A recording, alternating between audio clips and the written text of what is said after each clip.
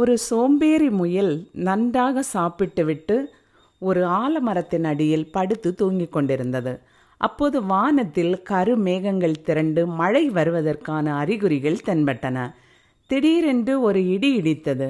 பலத்த காற்றினால் மரத்திலிருந்து ஒரு ஆலங்காய் படாரென முயலின் மேல் விழுந்தது. வானத்து இடியும் மேலே விழுந்த ஆலங்காயும் முயலை அதிரடியாக எழுப்பின. வானத்தின் மேகங்கள் திரண்டிருந்ததையும் இடியின் ஓசையும் தன்மேல் திடீரென ஏதோ விழுந்ததையும் கண்ட முயல் அலறி அடித்து ஓட ஆரம்பித்தது.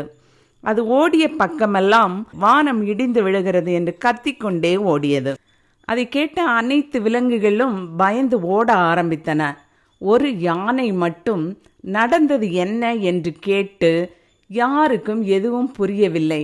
வானமாவது உடைந்து விழுவதாவது என்று கூறி முழுவதும் விசாரிக்க கடைசியில் அது முயலின் பயத்தால் எழுந்தது என்பது புரிந்தது.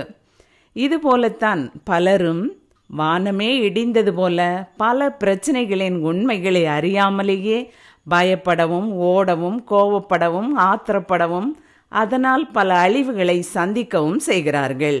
ஆராய்ந்து நாம் செயல்களில் இறங்குவது எப்போதும் நம் நிலையை உயர்த்தும். மிகவும் தெளிவான நேர்மையான ஒரு பாதையில் செல்வதற்கு உறுதுணையாய் அமையும்.